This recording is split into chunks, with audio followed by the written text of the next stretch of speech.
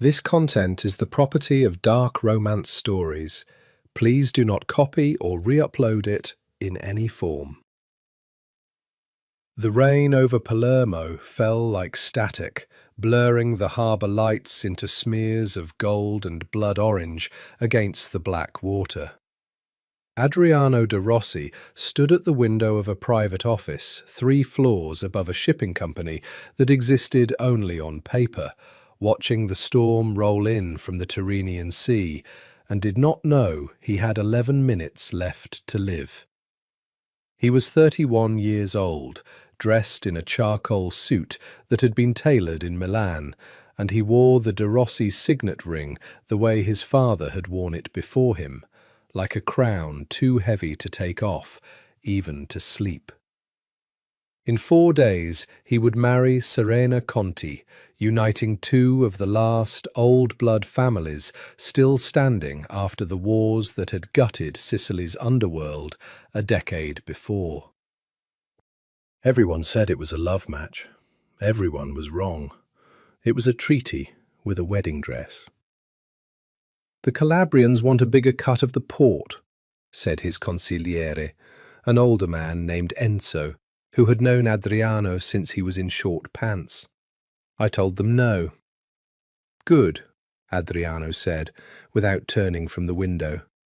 "Tell them no again tomorrow. Louder." Enzo laughed, but it was a nervous laugh, the kind men make when the room feels wrong and they cannot say why. He would remember later, though there wouldn't be much later for Enzo either, that the security detail outside the door had changed without anyone informing him. 4 men he half recognized, instead of the usual 2 he trusted with his life. Adriano didn't notice. Adriano never noticed the men his uncle sent, because his uncle had spent 30 years teaching him that family was the one wall that never had cracks in it. The first shot came from a silenced weapon and took the nearest bodyguard through the throat before he could reach for his sidearm. The second took Enzo centre mass. By the time Adriano turned from the window, by the time the golden light of the harbour was still caught reflected in his eyes, there were 3 men in the room who had not been invited. And Adriano de Rossi understood, in the last clear thought of his life, that the betrayal had come from inside his own blood. "Tell my uncle," he said, and his voice did not shake, because de Rossi men did not shake, even when the world ended. "That I know." The man who shot him did not answer. He simply lifted the gun and finished the job, and by the time the harbour lights blurred fully into rain, the heir to the de Rossi empire was a body cooling on imported marble, and 2,000 miles away, in a bar on Frenchman Street in New Orleans that smelled of bourbon and old brass, his twin brother was playing a slow blues riff on a battered guitar, and had no idea in that moment that he had just become the most important lie in the Sicilian underworld. Raphael Marchetti had never known his brother existed. He'd grown up in a shotgun house 2 streets back from the quarter, raised by a woman named Coco, who wasn't his mother, but never let him call her anything else. And he'd learned early that questions about his birth mother got you a long silence and a change of subject. He'd stopped asking by the time he was 12. By 28, he'd built a life he didn't hate. Gigs 4 nights a week, a small apartment above a po' boy shop, a voice that made rooms go quiet when he wanted it to. He was midway through St. James Infirmary when a man in a suit that cost more than Raphael's rent for a year sat down at the bar and watched him with an intensity that made the hair on the back of Raphael's neck rise. The man waited until the set ended. He was maybe 60, silver-haired, with a face carved from patience and something colder underneath it. Salvatore de Rossi, though Raphael wouldn't learn the name for another 20 minutes. "You play beautifully," the man said, in an accent Raphael couldn't place. Italian, maybe, filtered through decades somewhere else. "Thanks." Raphael reached for his water, wary the way a man gets wary when someone that expensive wants something from him. "Can I help you with something?" "Yes," Salvatore said. "I think you can help me with a great deal." He set a photograph on the bar top. Raphael looked down at it and felt the floor tilt. It was his own face, his own jaw, his own dark eyes, his own crooked smile caught mid-laugh, except the suit was Italian, and the background was a marina Raphael had never seen, and the man in the photo was, according to the caption someone had typed beneath it in a family newsletter clipping, Adriano De Rossi, heir to Conti De Rossi Holdings, celebrates his engagement. "That's not me," Raphael said, though even as the words left his mouth, he was tracing the shape of that face, like it belonged to a mirror he'd never looked into. "No," Salvatore agreed quietly. "It's your brother. Was your brother." He let that hang, watching Raphael's expression fracture. "Adriano was murdered 4 days ago in Palermo. You are identical in every way that matters, Raphael, down to the mole beneath your left ear, I'd wager, which your mother always found so charming." He paused. "I need you to become him, for a while, perhaps forever." Raphael laughed, a short, disbelieving bark of sound, because the alternative was to believe him, and believing him meant a life he'd never asked for was about to swallow the only one he had. "I don't know you," Raphael said. "I don't have a brother. I don't have a family, man, not one that matters, and I sure as hell don't have some Sicilian empire waiting for me." Salvatore's eyes didn't waver. "You have all three," he said. "You simply never knew it. Your mother separated you at birth to protect one of you from a war she couldn't win. She died believing she'd saved you both. She only saved one." He leaned in, and his voice dropped to something almost gentle, which made it worse. "Come with me, Raphael, and I will tell you everything. Refuse, and men who are far less patient than I am will come looking for the only living proof that Adriano De Rossi can be replaced. I would rather you walk into this with open eyes than be dragged into it blind." Outside, New Orleans rain began to fall against the window, soft and indifferent, the way rain falls on cities that don't know a man's whole life is about to end, and another one is about to begin wearing his face. The private jet smelled of leather and money, and Raphael sat rigid in a seat too soft for the tension coiled through his body, watching Sicily's coastline rise out of the dark like the edge of a wound. Salvatore had told him everything on the flight, or a version of everything, Raphael would come to understand much later, curated the way a man curates a story he needs someone else to believe completely. Raphael's mother, Isabetta de Rossi, had fled a marriage arranged for politics rather than love, pregnant with twins, terrified of a rival family that had sworn to end the De Rossi bloodline entirely. She'd given up one son to protect them both, split them across an ocean so that even if one line was found and destroyed, the other would survive, unknown and unreachable. "She died when you were 6, Salvatore said. "A car accident in Baton Rouge. I only learned you existed 8 months ago when my private investigators, searching for anyone who might threaten the succession, found hospital records that should have been sealed forever. And you didn't tell Adriano, Raphael said. It wasn't a question. Something moved behind Salvatore's eyes, quick, unreadable, gone before Raphael could name it. There was no reason to. Adriano was going to inherit everything. You were going to live your life, undisturbed, and never know what you'd been spared. He looked out the window at the approaching lights of Palermo. Then he died, and suddenly your existence became the only thing standing between this family and total collapse. So I'm what? Insurance?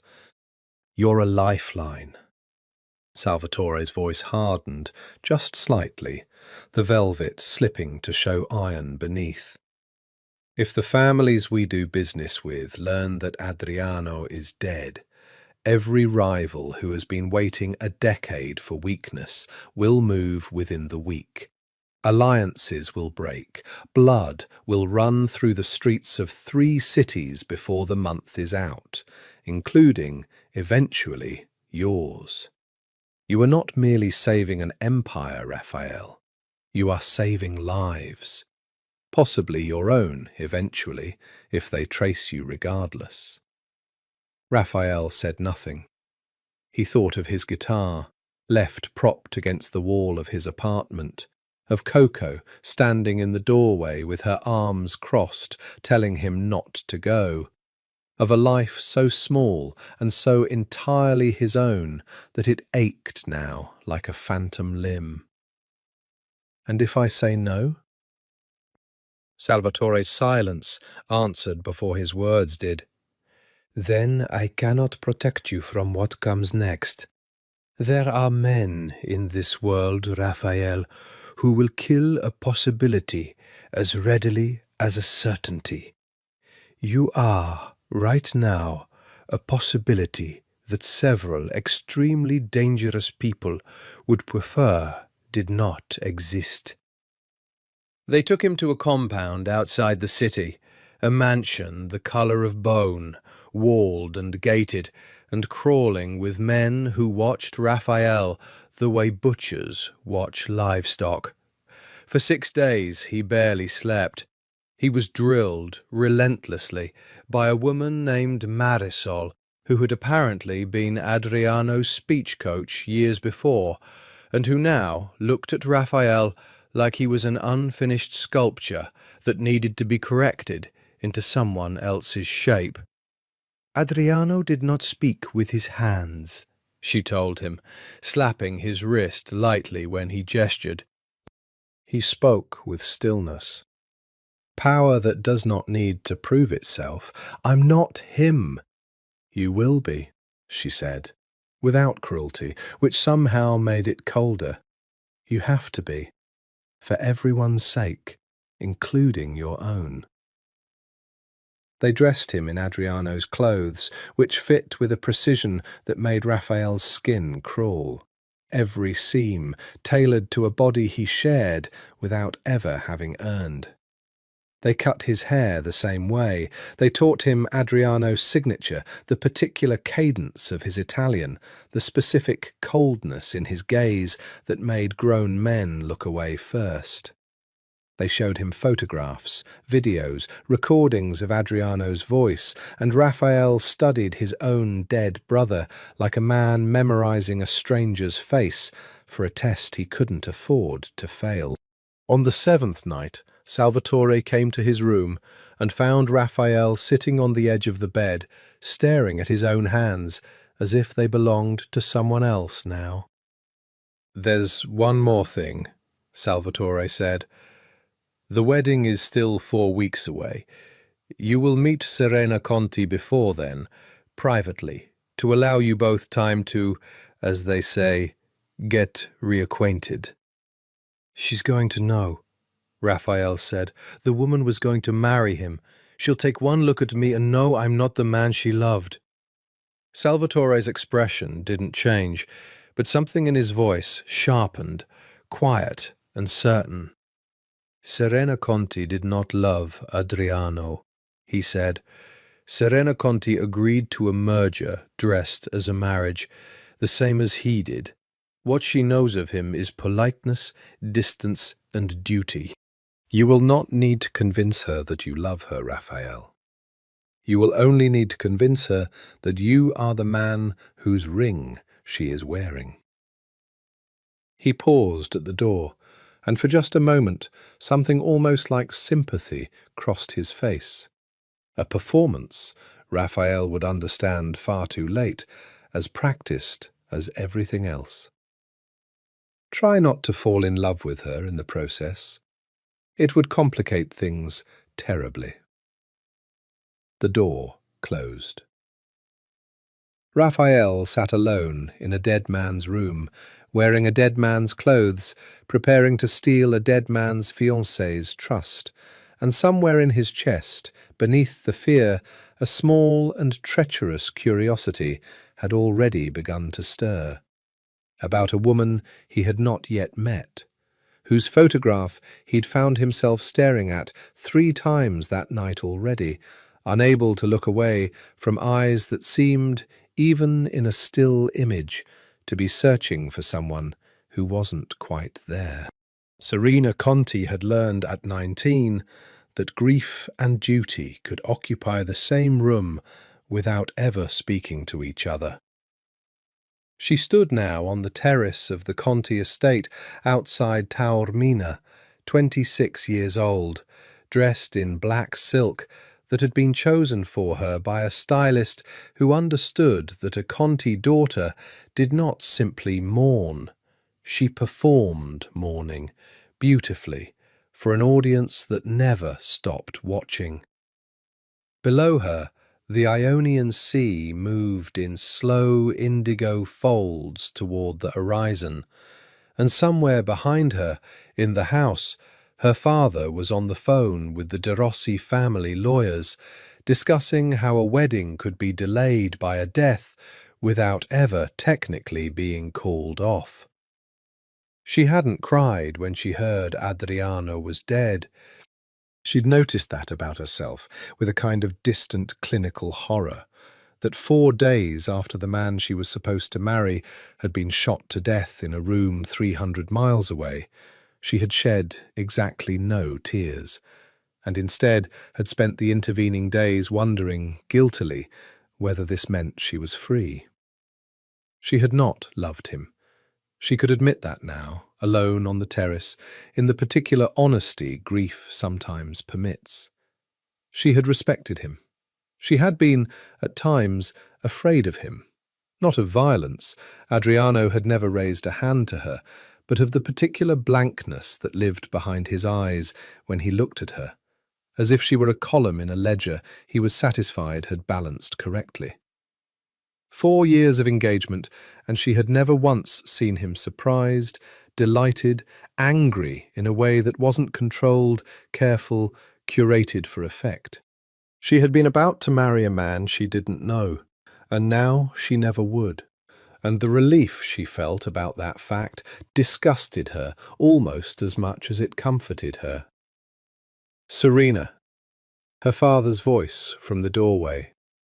Matteo Conti was a broad man going soft in the middle, more banker than Don, despite the blood that ran under both titles, and his face carried the particular strain of a man doing math on his daughter's future in real time.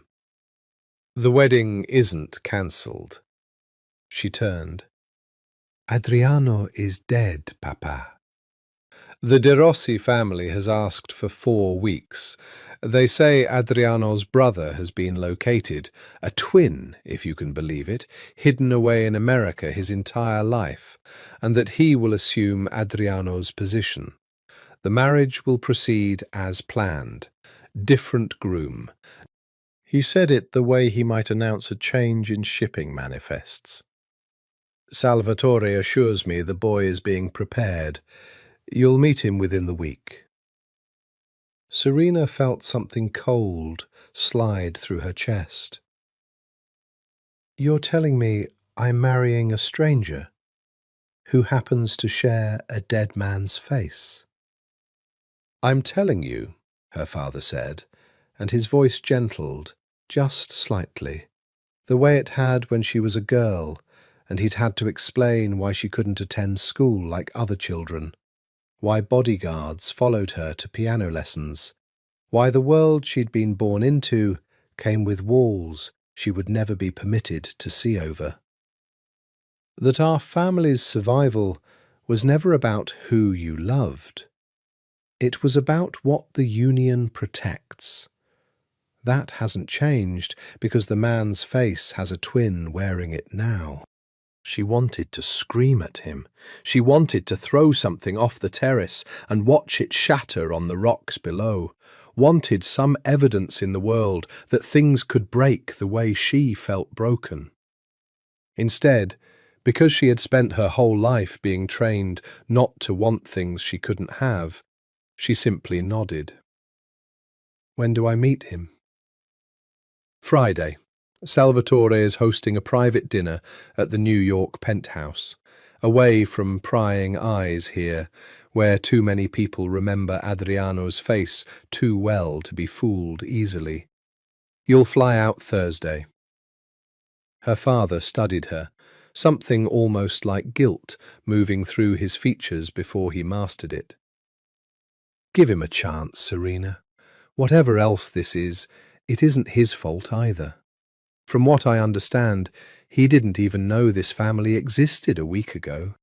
She turned back to the sea, and for the first time since the news had reached her, something other than relief moved through her chest. A small, unfamiliar current of curiosity, dangerous and unwanted, about the stranger who would walk into her life wearing her dead fiancé's face and expect her to marry him anyway. She did not yet know that the man who would walk through that door in 4 days would look at her like no one in her entire guarded and gilded life had ever looked at her before. Like she was not a column in a ledger, not a merger dressed as a woman, but something he had not expected to want and could not, from the very first moment, stop wanting. The New York penthouse occupied the top 3 floors of a building on Central Park West that the De Rossi family owned through 4 shell corporations, and Raphael stood at its floor-to-ceiling windows on Friday evening, feeling like an animal in a very expensive cage. "You'll be fine," Salvatore said, adjusting Raphael's cufflinks with the proprietary intimacy of a man dressing a mannequin. "Say little. Let her fill the silences. She spent 4 years learning to fill Adriano's silences. She'll do the work for you, if you let her. And if she asks something I can't answer, you deflect. You say business matters bore you tonight. You are allowed, Raphael, to be a slightly different man than your brother was, provided the difference reads as grief, not fraud." Salvatore stepped back, studying him with the eye of a craftsman assessing a nearly finished piece. "You look remarkably like him tonight."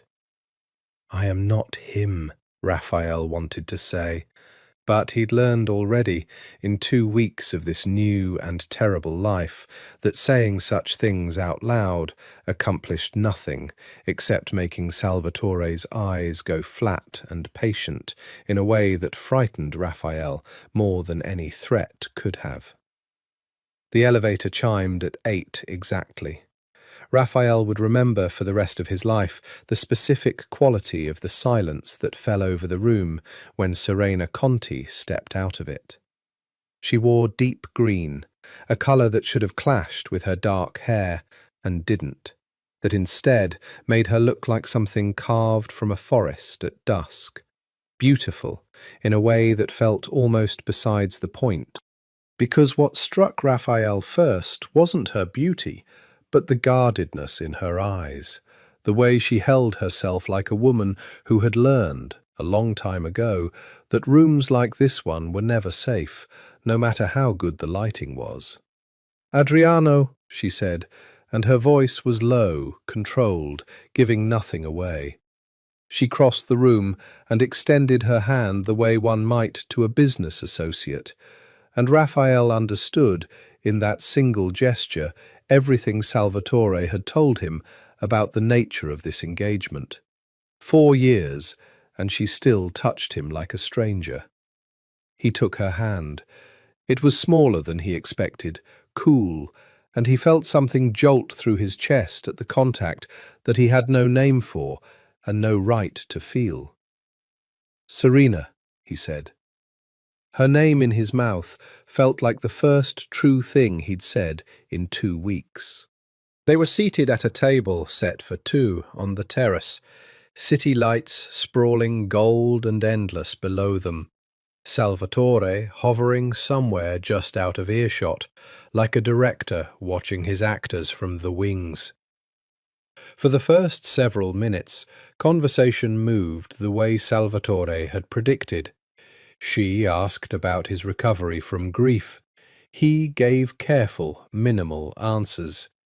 She filled the gaps with news about wedding preparations that had continued despite everything, out of some grim inertia neither of them controlled. Then she asked, apropos of nothing, "Do you still play?" Raphael's fork stopped halfway to his mouth. "Play?" "Piano. You used to complain, the first year we were engaged, that your father never let you study music properly, that you'd wanted to as a boy, before he decided it wasn't a De Rossi pursuit." She studied him, something flickering behind her careful expression. "I haven't heard you mention it in years. I assumed you'd let it go, the way you let most things go." Raphael felt the floor of the conversation shift beneath him, a trapdoor he hadn't known was there. He had no idea if Adriano had ever played a note of music in his life, but he knew, with sudden and total certainty, that the true answer, his own answer, was the only one he could give without breaking something in his chest that had been guitar strings and bar lights and a life entirely his own until 3 weeks ago. "I still think about it," he said carefully. "More than I probably should." Something shifted in Serena's face, small, almost imperceptible, but Raphael saw it because he had spent 2 weeks learning to read every fractional change in a room for danger. She was looking at him differently now. Not suspicious, not yet, just curious, in a way that felt dangerous, in an entirely different register than the danger he'd been braced for. "You've never answered a question about yourself that honestly in 4 years," she said quietly. Raphael's pulse spiked. "Grief changes people," he said, which was true, though not for the reasons she believed. She held his gaze a moment longer than was comfortable, and Raphael had the distinct and terrifying sensation of being seen. Not as Adriano, not as an heir or an asset or an insurance policy against a war, but as himself, however briefly, however impossibly, by a woman who had no idea she was looking at the wrong man, and yet seemed somehow to already know something was different. "Adriano," she said finally, testing the name against him like a key that didn't quite fit the lock anymore. "Who are you now?" Raphael looked at her, at the guardedness cracking almost imperceptibly around eyes that had clearly spent years learning not to hope for anything from the man across the table, and felt the first true stirrings of a danger far more complicated than anything Salvatore had prepared him for.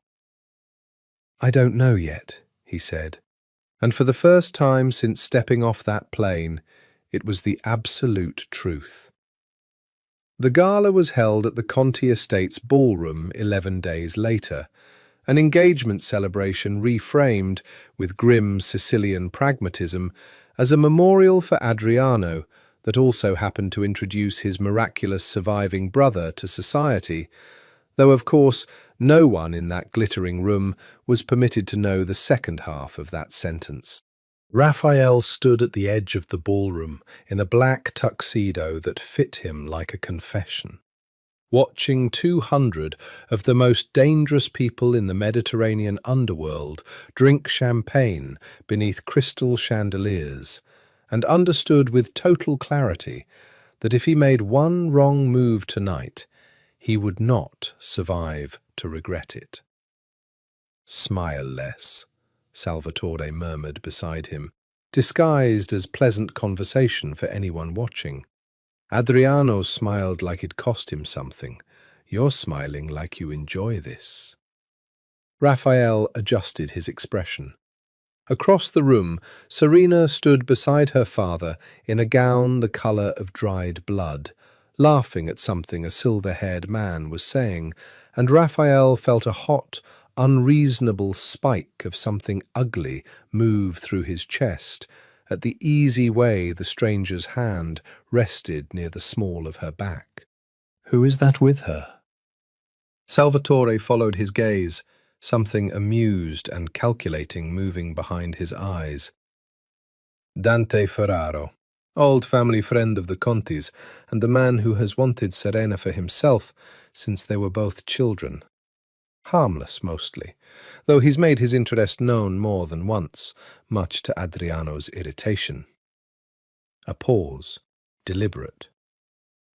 "You'll want to manage that irritation better than he did. Adriano's jealousy made him careless, made him look weak in front of men who respect nothing but strength." Raphael said nothing, but he was already moving, crossing the ballroom with a stride he hadn't consciously chosen, and by the time he reached Serena's side, something dark and possessive had settled into his chest that felt entirely unfamiliar and entirely, terrifyingly, his own. "Adriano," Dante said, extending a hand with a smile that didn't reach his eyes, "we were just discussing how beautiful your fiancée looks tonight. You're a fortunate man." "I'm aware," Raphael said, and slid his arm around Serena's waist with an ease that surprised even him, pulling her a half-step closer, close enough that he could smell jasmine in her hair. "If you'll excuse us, Dante, I haven't had the chance to dance with my future wife yet tonight, and I intend to correct that." Serena's eyes flicked up to his, startled. Raphael saw it, the small flare of surprise, before she smoothed it into practiced composure. But she let him lead her onto the dance floor without protest, and when his hand settled against the small of her back, warm through green silk, he felt her breath catch, almost imperceptibly, against his chest. "That was unlike you," she murmured, as they began to move. "I've been told that a lot lately." "Grief," she said, echoing his own earlier excuse back to him, though there was something teasing in it now, testing.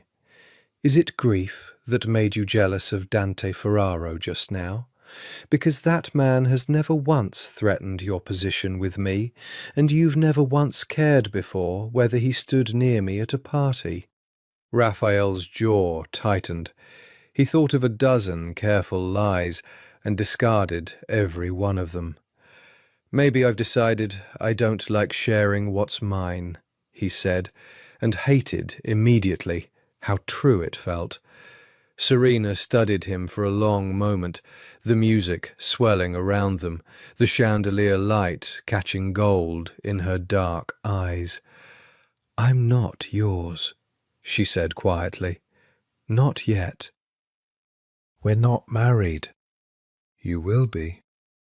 "Is that a promise or a threat, Adriano?" Raphael pulled her fractionally closer, close enough to feel her heartbeat where her hand rested against his chest, close enough that the rest of the ballroom blurred into meaningless noise and light. "It's a fact," he said, low, "and I find lately that I care much more about facts involving you than I used to." Something in her expression cracked open, just briefly, just enough for Raphael to see straight through the careful composure to the lonely, guarded woman underneath it. A woman who had spent 4 years being handled like a business asset and had apparently never once been looked at the way Raphael was looking at her now. Across the ballroom, watching from beside a marble pillar with a glass of untouched champagne in his hand, Salvatore de Rossi observed the way his nephew's stand-in held Serena Conti like something worth protecting, and something calculating settled behind his patient eyes. Not concern, not yet, but the first faint stirrings of a variable he had not planned for. Try not to fall in love with her, he had warned. He watched Raphael's hand tighten fractionally at the small of Serena's back, and understood, with the cold clarity of a man who had spent his life reading weakness in other people, that his warning had already failed. 2 weeks passed in a blur of fittings, dinners, and careful performances, and Raphael found himself, against every instinct of self-preservation, seeking out moments alone with Serena, the way a starving man seeks food. They met, at her suggestion, in the estate's library on a rain-soft Tuesday afternoon, ostensibly to review the seating chart for the wedding reception. Raphael sat across from her at a long oak table strewn with place cards and floral arrangement photographs, and found himself watching the way afternoon light moved through her hair rather than the papers between them. "You're not even pretending to look at this," Serena said, not quite hiding her smile. "I'm terrible at seating charts, always have been." The lie came easily now. He had no idea if that was true of Adriano, but it was certainly true of him, and the lines between the two men had begun, dangerously, to blur even in his own mind. "You used to obsess over these details," she said. "You once made the caterers redo an entire menu because the wine pairings weren't precise enough." She studied him, head tilted, something searching in her expression that had become familiar over these weeks. The particular way she looked at him when the differences between who he'd been and who he was now became too obvious to ignore politely. "You've changed, Adriano. More than grief should change a person." Raphael's chest tightened. He'd known this moment would come eventually, had in fact been dreading and half hoping for it in equal measure, some reckless part of him wanting her to see through the lie simply so he could stop carrying its full weight alone. "Maybe I have," he said carefully. "Tell me something," Serena said, setting down the place card she'd been holding. "Something true. Not something you think I want to hear, something real, about who you actually are right now, today." Raphael looked at her for a long moment, weighing every risk against a hunger he could no longer fully suppress. "I hate that this room smells like my father's cologne," he said finally. Which was true. Salvatore had been in this library that morning, and the scent of cedar and tobacco lingered in a way that made Raphael's skin crawl for reasons he couldn't entirely explain, even to himself.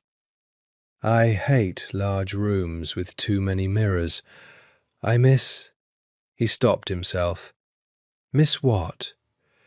"Music," he said, before he could stop the word. "Real music. Not the recordings that play at these parties. Something with a pulse to it. Something imperfect." Serena's expression softened into something Raphael hadn't seen on her before. Unguarded, curious, almost tender. "You never talked like this before," she said quietly. "Even when we discussed the piano, months ago, you spoke about it like a regret, something abstract. This sounds like—" She paused, searching for the word. "Like longing." like it's still alive in you, not something you buried years ago. Maybe some things don't stay buried, Raphael said, and the double meaning sat heavy and dangerous in the space between them. Serena reached across the table, slowly, and touched his hand. The first time she had initiated contact since they'd met, tentative, testing, like she wasn't entirely sure the gesture was safe to make. "I don't know what happened to you in Palermo," she said.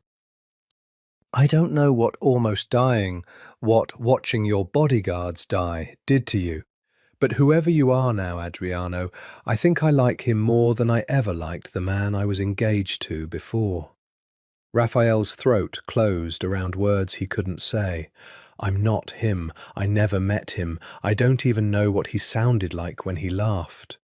And instead, he turned his hand beneath hers, palm to palm, and let the lie stand, because the truth would destroy the one real thing that had happened to him since Salvatore had walked into that bar in New Orleans and ended his old life without asking permission. "I like him too," Raphael said quietly, meaning himself, meaning the man he actually was rather than the one he was pretending to be, and watched something bloom in Serena's expression that felt terribly and wonderfully like the beginning of love aimed at exactly the wrong, or perhaps, some reckless part of him thought, exactly the right man. Neither of them noticed the library door, which had been left slightly ajar, ease shut a moment later, or the figure who had been standing just beyond it for the past several minutes, listening, before moving silently away down the marble hall. His name was Vittorio Russo, and he had grown up believing, for most of his childhood, that he would one day stand at Adriano de Rossi's right hand, the way his father had stood at Salvatore's, trusted, essential, one heartbeat from the throne. He was 33 now, sharp-featured and sharper-eyed, and he had spent the 2 weeks since Adriano's miraculous return from grief cataloguing every small wrongness in the man's behaviour with the meticulous hunger of someone who suspected, correctly, that something enormous was being hidden from him. He found Salvatore in the estate's wine cellar that evening, tasting a Barolo with the studied indifference of a man who cared more about appearances than flavour. "We need to talk," Vittorio said, closing the cellar door behind him. About the fact that Adriano doesn't recognise half the men who served his father for 20 years. About the fact that he flinched, actually flinched, Salvatore, when Giuseppe Moretti greeted him last week, a man who used to take him fishing as a boy. About the fact that he speaks Italian now, with an accent that gets stronger when he's tired, an accent that sounds nothing like the Sicilian dialect Adriano grew up speaking, and a great deal like American English filtered through Italian grandparents. Vittorio's voice had dropped, urgent and low. "I'm not a fool, Zio. Something happened in Palermo, and whatever came back from it isn't entirely who left." Salvatore set down his wineglass with deliberate calm, though something behind his eyes had sharpened into focus. "You're observant," he said. "It's why I've always valued you. But I'd advise extreme caution before you say such things to anyone else." "Why?" "Because if you're right," Salvatore said, choosing his words with the precision of a surgeon, "then you're looking at something so dangerous that half this family would kill to control it, and the other half would kill to expose it. And either way, Vittorio, men who ask too many questions too loudly tend not to survive long enough to get answers." He let that settle, watching his nephew's face pale slightly. "I'm not confirming or denying anything. I'm telling you, as someone who has always protected you, that whatever suspicions you're carrying, you would be wise to carry them silently until I tell you it's safe to speak them aloud."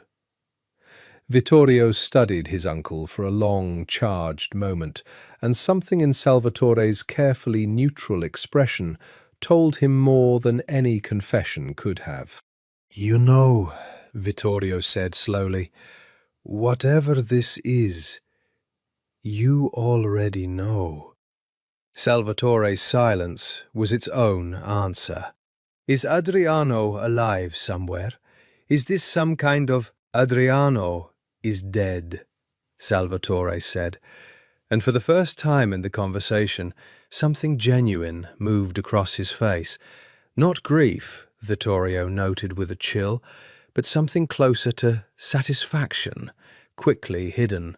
"That much, I promise you, is entirely true." He didn't elaborate further, and Vittorio, understanding that he had reached the exact edge of what his uncle would permit him to know, didn't push. But he left the wine cellar with a cold certainty settling into his chest that the man wearing Adriano de Rossi's face and sitting at the head of the family table was not Adriano at all, that his uncle knew this and had orchestrated it somehow, and that whatever game Salvatore de Rossi was playing, it was one that had already required at least one de Rossi son's death to set into motion. He thought, unbidden, of his own father, dead 6 years now, killed in a car accident that had never quite added up in Vittorio's mind, that Salvatore had grieved with the same practiced, hollow performance Vittorio now recognized from a dozen family funerals over the years. He thought of how convenient it had always been in this family for obstacles to simply disappear whenever Salvatore's ambitions required it. He said nothing more that night, but he began, quietly and carefully, to watch his uncle the way he had once watched Adriano, for cracks, for weaknesses, for the particular tells of a man who believed himself untouchable. He did not yet know that his instincts, sharp as they were, had only scratched the surface of exactly how deep his uncle's ambitions ran, or how many lives, including eventually his own, Salvatore de Rossi was prepared to spend to secure them. The nightclub was called Ombra, Shadow, and it occupied the basement level of a building the De Rossi family owned in Manhattan's meatpacking district, a place where the underworld's younger generation gathered to drink expensive liquor and pretend for a few hours that the violence funding their lifestyles didn't exist. Raphael hadn't wanted to come. Salvatore had insisted, a public appearance, he'd said, to reassure the family's younger allies that Adriano's spirit remained unbroken by grief. And so Raphael found himself in a private booth overlooking a dance floor drenched in red light, watching Serena laugh at something one of her old school friends had said, and feeling, for the first time in weeks, almost human. Then Dante Ferraro appeared at Serena's side again, smooth and confident, leading her onto the dance floor with a hand at her waist that lingered a half-second longer than necessary, and something dark and immediate ignited in Raphael's chest. "Careful," Salvatore murmured beside him, watching Raphael's jaw tighten. "That's a very Adriano expression you're wearing right now. I'd almost believe you'd grown into the role, except I know exactly what's causing it, and it isn't performance." Raphael didn't answer. He was already moving, weaving through the crowd with a singular focus that felt, for once, entirely uncomplicated by fear of exposure, because in this moment, watching Dante's hand slide too low against Serena's back, Raphael wasn't thinking about Sicilian dialects, or family history, or the 1,000 ways he could be caught. He was thinking about one thing only. "Mind if I cut in?" he said, and it wasn't a question. Dante's smile flickered, calculating. "Of course, Adriano." He stepped back with exaggerated deference, though something knowing lingered in his eyes. I was simply keeping your fiancée company while you were occupied with business. I'm not occupied now. Dante inclined his head and melted back into the crowd, and Raphael pulled Serena against him with a possessiveness he made no effort to disguise, one hand splayed at the small of her back, the other capturing her fingers, holding her close enough that the bass line thrumming through the floor seemed to beat in time with his own pulse. "You're jealous," Serena said, breathless, something bright and dangerous kindling in her eyes. "I don't like the way he looks at you. He's looked at me that way since we were 14. It's never bothered you before." She tilted her head, studying him in the red light, with an expression that had become achingly familiar, searching, curious, drawn to whatever gap existed between the man she'd been engaged to and the man currently holding her, like something precious. "Why does it bother you now?" Raphael's hand tightened fractionally at her waist. He should have deflected. He should have given some careful, Adriano-appropriate answer about pride, about propriety, about the optics of a De Rossi fiancé being touched too familiarly by another man in public. Instead, he said, low enough that only she could hear it over the music, "Because somewhere in the last month, without meaning to, I fell for you. Completely. And I can't stand the thought of another man's hands anywhere near what's mine." Serena went very still in his arms. "Adriano, I know that's not what this was supposed to be," Raphael continued, unable to stop now that the truth had begun tearing loose. "I know we were supposed to be a merger, a treaty, two families shaking hands through a marriage. But I don't want that anymore, Serena. I want you. Not the version of you that exists on paper. You. And I'm sorry if that terrifies you, because it terrifies me too." For a long moment, Serena simply looked at him, the red light and pulsing music and crowded dance floor falling away until it was just the two of them, breathing the same air, her hand still caught in his. Then she rose onto her toes and kissed him, not tentative, not careful, but with a fierceness that seemed to have been building for weeks, released all at once. And Raphael felt something in his chest crack open entirely, some final wall between the man he'd been pretending to be and the man he actually was, dissolving under the pressure of wanting her more than he'd ever let himself want anything. When they broke apart, Serena's eyes were wet, and she laughed, disbelieving, pressing her forehead against his. "I've spent 4 years waiting for you to say something like that," she whispered. "I'd almost given up believing you could." Raphael held her close, guilt and want tangled inseparably in his chest, and did not tell her the one thing that would have shattered everything. That the man she'd waited 4 years for had never existed at all, and the man she was falling in love with now had only been real for a little over a month.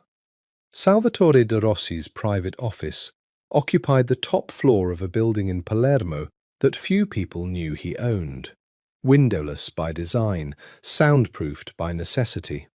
And it was there, 3 days after the nightclub, that he sat across from a man named Corrado, the same man who had pulled the trigger in that Harbourview office 6 weeks earlier.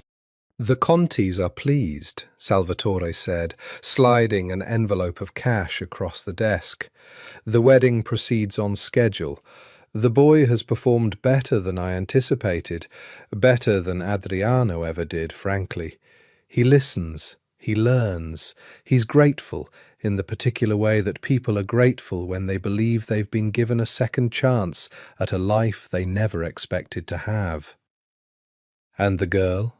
Something almost like satisfaction crossed Salvatore's face. Falling for him, genuinely, which is more than I ever managed to arrange between her and Adriano in 4 years of trying. It's useful.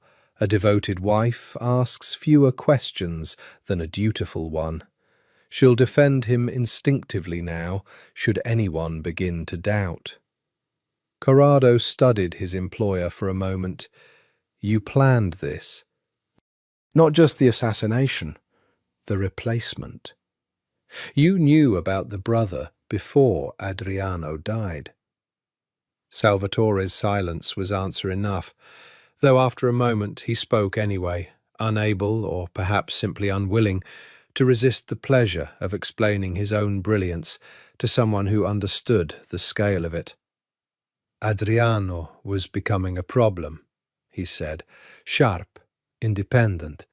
He'd begun asking questions about the accounting 6 months ago, about certain funds that moved through the organization that he wasn't meant to notice. He suspected, I think, that someone close to him had been skimming for years. He was 3 months, perhaps 4, from discovering it was me. Salvatore's voice remained perfectly level, discussing his nephew's murder with the same tone he might use to discuss shipping logistics.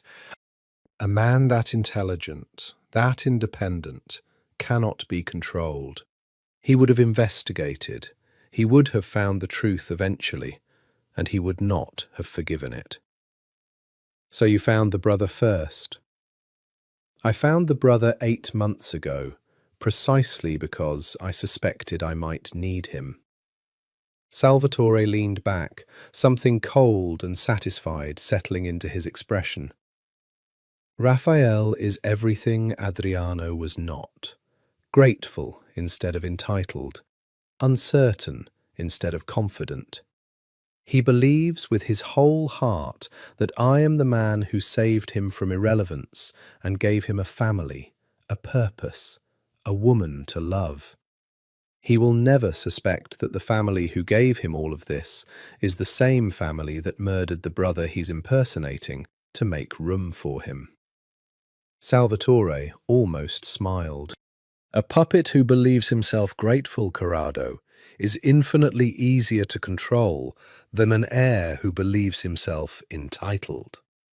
I built myself a better heir than the one blood gave me. I simply had to remove the original first.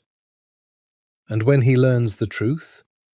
Because men like that, men who feel things as deeply as this one clearly does, eventually they find out.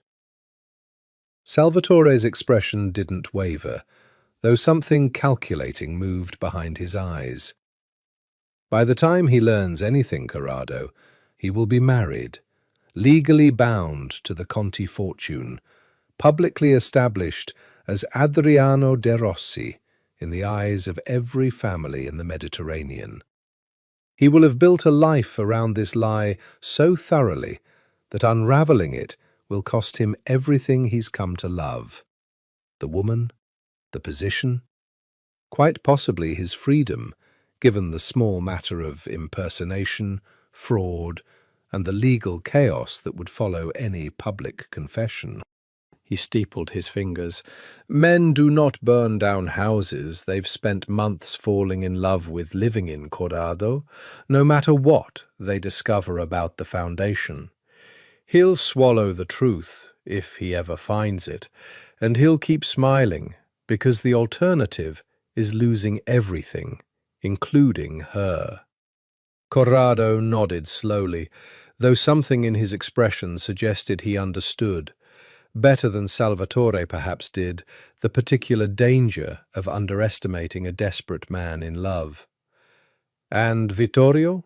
Corrado asked. "He's been asking questions." Something flickered across Salvatore's face. Irritation quickly smoothed away. "Vittorio is loyal. He simply requires occasional reminders about the cost of disloyalty. He paused, and his voice dropped, quiet and final.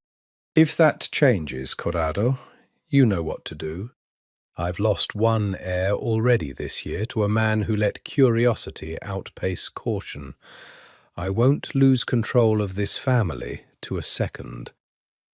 Outside the windowless office, unaware, Raphael was 3 miles away, standing on a hotel balcony with Serena's hand in his, watching the sun set over a city he had begun, despite everything, to think of as his, utterly ignorant of the fact that the uncle he'd come to trust as his only ally in this new and terrifying world was the very architect of the brother's death that had made his impossible new life possible at all.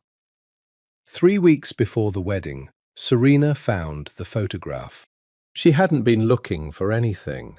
She'd been searching Adriano's study in the New York penthouse for a particular cufflink box, something to complete the outfit he'd need for an upcoming gala, and instead her fingers had closed around a manila envelope tucked into the back of a desk drawer, unlabeled, forgotten, or hidden. She couldn't tell which. Inside was a single photograph. Old, its edges soft with handling. 2 boys, identical, perhaps 4 years old, standing on a porch somewhere sun-bleached and unfamiliar, nothing like the marble and stone of Sicily. On the back, in handwriting she didn't recognize, Adriano and Raphael, before the separation. God keep them both. Serena sat down slowly in the desk chair, the photograph trembling slightly in her hands, and felt every strange, unexplainable difference of the last 2 months click into place with a violence that stole the breath from her lungs. The accent that appeared when he was tired, the music he'd never mentioned in 4 years, spoken of now like a living, aching thing. The way he'd flinched once when an old family friend called him by a childhood nickname he clearly didn't recognize. The tenderness, God, the tenderness, so entirely unlike the careful, distant man she'd been engaged to for 4 years. She had fallen in love, she understood now, with a man who wasn't the man she was supposed to marry at all. She didn't confront him immediately. She sat with the photograph for 2 days, turning it over and over, testing the shape of the truth against every memory of the last 2 months, feeling something in her chest split cleanly in half. Betrayal on one side, and on the other, terribly, undeniably, the same aching want that had bloomed in her every time Raphael had looked at her, like she was the only real thing in his entire manufactured world. She found him on the 3rd evening in the estate's music room, a room he'd begun frequenting in the last few weeks, she'd noticed, though he always claimed he was simply thinking there. He was sitting at the untouched grand piano, not playing, just resting his fingers against the keys, with an expression of quiet, unguarded longing that she had never once seen on Adriano's face in 4 years of engagement. "Play something," she said from the doorway, and watched him startle, guilt flashing across his features before he could master it. "I told you, I never learned properly." "I know who you are," Serena said quietly, and watched the colour drain from his face. She held up the photograph, her hand steadier than she felt.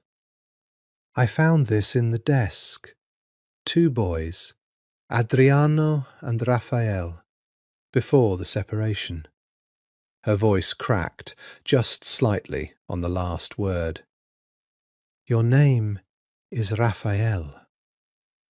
For a long, terrible moment, Raphael said nothing at all, and in his silence Serena had her final confirmation, more damning than any words could have been. "Serena, is Adriano dead?" she demanded, her composure fracturing entirely now. Was he ever even— Did I fall in love with a lie built on top of a murder? Yes, Raphael said, and his voice was raw, wrecked, all pretense finally abandoned. Adriano is dead. He was killed in Palermo 6 weeks ago. I'm his twin.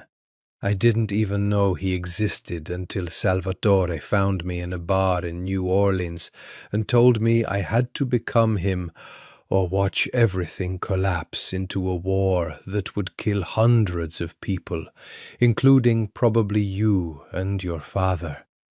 I never wanted to lie to you. I have wanted, every single day since I met you, to tell you the truth, and every single day I was too much of a coward, because I couldn't stand the thought of you looking at me exactly the way you're looking at me right now. Serena's hands were shaking. Everything I felt was real, Raphael said, crossing the room to her before he could stop himself, though he didn't touch her, didn't dare, not yet. Serena, look at me. Everything I said to you, every word, that wasn't Adriano performing a role. That was me. That's always been me. I fell in love with you as myself, not as him. I never once pretended with you what I felt. I lied about my name. I never lied about that. You lied about everything else, Serena said, tears finally breaking free. And Raphael felt each one land in his chest like a physical wound. How am I supposed to know the difference, Raphael, when the entire foundation of who you are to me was built on a lie you were forced to tell? She left the room before he could answer, and Raphael sat alone at the piano his brother had apparently never played, his own carefully constructed life cracking open around him, understanding with total clarity that the one person who had made this impossible new existence bearable now knew the truth, and that the truth, once known, could never fully be unknown again. Serena didn't speak to him for 4 days. Raphael endured them like a man serving a sentence, moving through fittings and phone calls and Salvatore's increasingly probing questions about why the wedding preparations suddenly felt tense, all while carrying the specific, hollow ache of a silence he had entirely earned and had no idea how to end. He found her, finally, on the 5th evening, sitting alone on the same terrace where he'd first watched her from a distance months earlier, wrapped in a shawl against the cooling air, staring out at the sea with an expression he recognized now, the particular loneliness of a woman who had spent her entire life being handled by people who claimed to love her while treating her like an asset to be managed. I owe you the whole truth, he said, standing at a careful distance. Not the parts I've been rationing out of self-preservation, all of it. And then, if you want me gone, I'll go, and I'll find some way to disappear that doesn't put you or your family in danger. You deserve that much, at least, after everything I've cost you. Serena didn't turn from the sea, but she didn't tell him to leave either, and Raphael took that as the only permission he was likely to get. He told her everything. The bar in New Orleans, Coco raising him without ever explaining why, the photograph Salvatore had shown him that first night, the 6 days of training and drilling and being remade into a dead man's shape. He told her about the fear that lived in his chest every single day, that one wrong word, one unrecognized name, one flinch at the wrong moment would expose him and get them both killed. He told her, voice breaking slightly, about the guitar left propped against a wall in an apartment 2,000 miles away, about a life he'd once thought was too small, and now understood with the clarity of grief had actually been the only life that was ever fully his own. "I should hate you," Serena said quietly when he finally fell silent. "You let me believe I was falling in love with the man I was always supposed to marry. You let my father believe the alliance was intact. You let an entire criminal empire believe a dead man was still breathing, all so a war wouldn't start." She turned to face him finally, and her eyes were wet, but something else lived there too. Something that hadn't been present in the 4 days of silence. "But I don't hate you, Raphael. That's the terrible thing. I've spent 4 days trying to hate you, and all I can think about is that when you looked at me, really looked at me, the way you have since that first dinner, that was never Adriano performing a role for the Conti family's benefit. That was you. A man I've never actually met until this moment, telling me the truth for the first time since I've known him." "Serena, I need you to understand something," she continued, rising from her chair, closing the distance between them until she stood close enough that Raphael could see the exact moment her resolve hardened into something fierce and unshakable.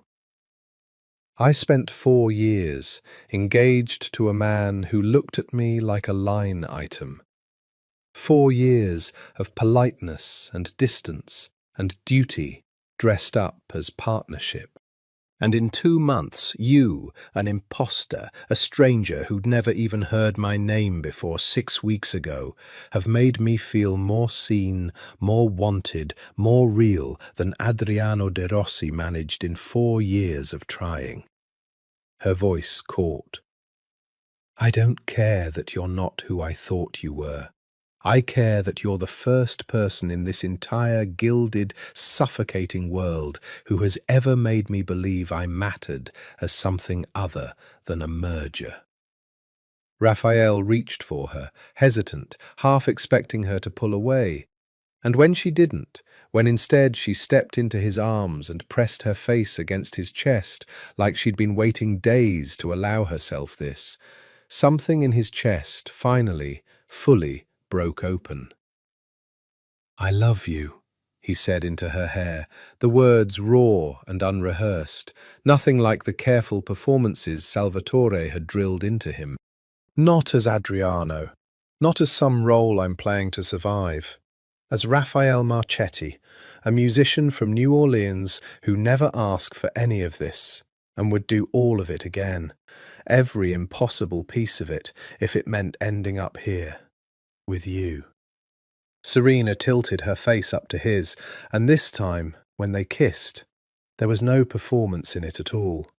Only 2 people who had found, against every impossible odd stacked against them, something sheer enough to survive the lie that had brought them together. They stayed on that terrace long past midnight, the sea moving black and endless below them, and for a few stolen hours neither of them thought about Salvatore, or the wedding 4 weeks away, or the empire built on a murder neither of them yet knew the full truth of.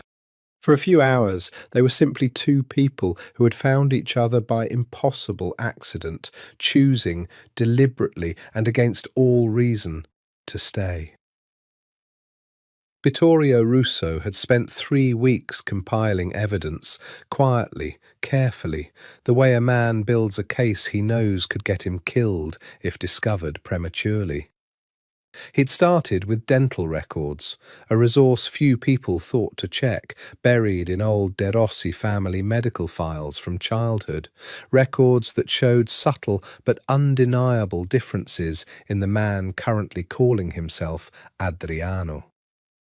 He'd cross-referenced flight manifests, discovering a private jet that had flown from New Orleans to Palermo in the exact window between Adriano's death and his supposed recovery from the assassination attempt, a recovery no hospital in Palermo had any record of ever treating.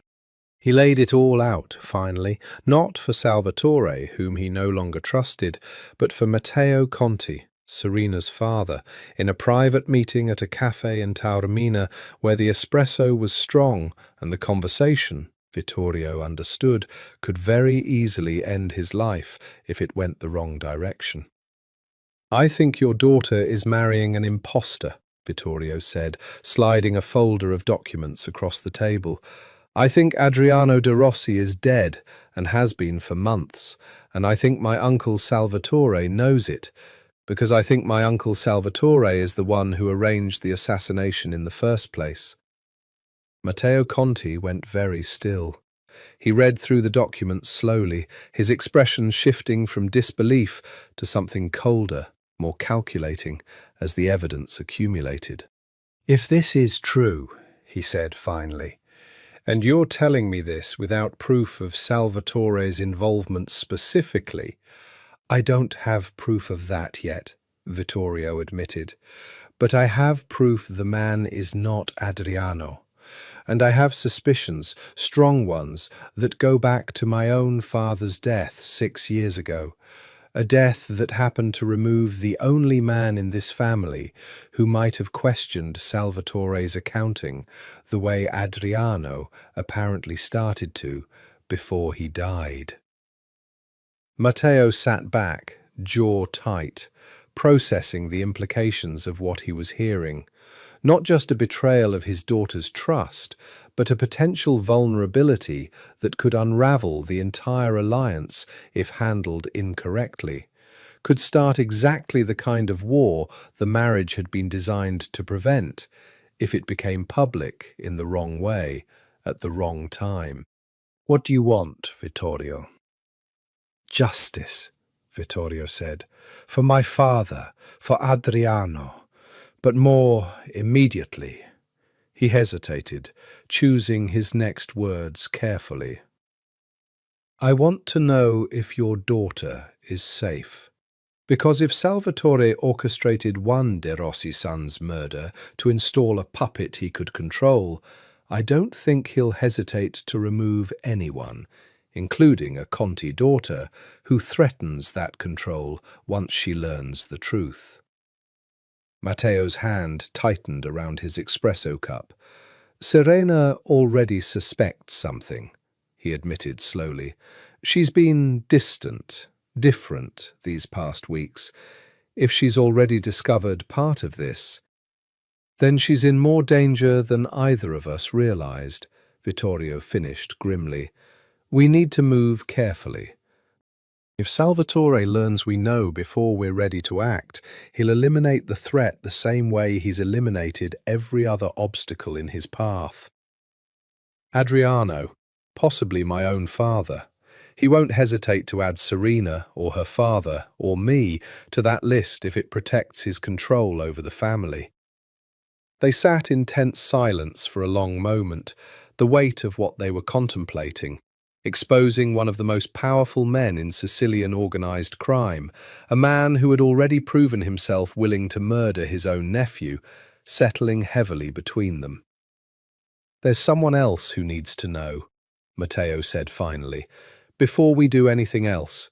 If this man, Raphael, you said his name was, is innocent in all of this, a victim of Salvatore's manipulation as much as anyone, then he deserves to know the truth about his own brother's death before we decide how to move against Salvatore. And if my daughter has genuinely fallen for him, as she seems to have, then keeping him in the dark any longer isn't protection. It's cruelty, and it's dangerous, because a man fighting blind is a man who gets himself and everyone he loves killed." Vittorio nodded slowly, understanding the shape of the plan forming between them, dangerous, uncertain, but necessary.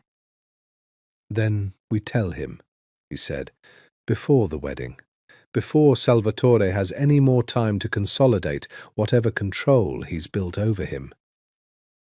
Neither man yet knew that Salvatore, watching every move within his family with the patient vigilance of a spider tending its web, had already begun to suspect that his carefully constructed lie was fraying at the edges, and that a man who had orchestrated one murder to protect his empire would not hesitate, when cornered, to orchestrate several more.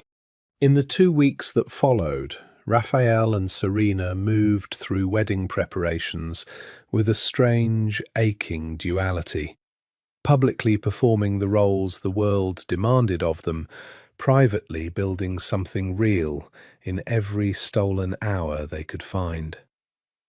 He learned things about her that had nothing to do with Adriano's 4 years of careful, distant engagement, that she'd wanted, as a girl, to study marine biology before her father redirected her toward the family responsibilities that came with her bloodline, that she still swam every morning in the estate's private cove, alone, the 1 hour of the day that belonged entirely to her, that she hummed slightly off-key when she thought no one was listening, a small human imperfection that made Raphael's chest ache with tenderness every time he caught it.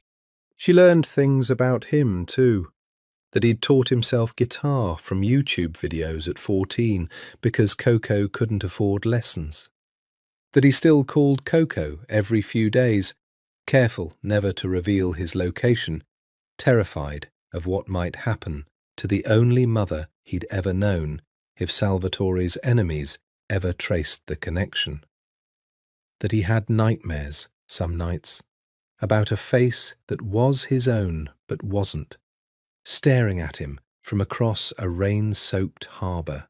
"Do you think he was a good man?" Serena asked one evening, lying beside him on the private beach below the estate, the tide moving soft and silver in the moonlight. "Adriano, I mean. Your brother." Raphael considered the question for a long moment. "I don't know," he admitted. "Everyone describes him differently. Salvatore says he was brilliant, ruthless, everything a De Rossi heir should be. Vittorio, when I've caught him watching me, looks like he's grieving someone entirely different than the man Salvatore describes. You've told me he was distant, careful, hard to know." He paused, staring up at the stars. "I think about him more than I probably should, considering I never met him. I wonder if we would have liked each other. I wonder if he ever wondered about me, before he died. If some part of him knew, the way I somehow already feel connected to a life I never lived." Selena reached for his hand in the dark. "I think he would have been proud that you stepped in to save what he couldn't," she said softly. "Even if the circumstances were monstrous, even if none of us asked for any of this." Raphael's throat tightened. "I keep thinking about who killed him," he said. "Salvatore's never given me real details, always deflects, says it was a rival family, a business dispute that turned violent.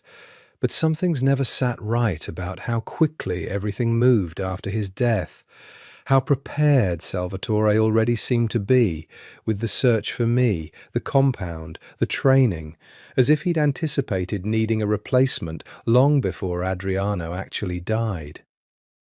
Something cold moved through Serena's chest, the weight of what her father and Vittorio had shared with her 3 days earlier, carefully, in a locked room, with instructions to say nothing to Raphael until they'd gathered more proof, pressing against her ribs like a stone she couldn't set down.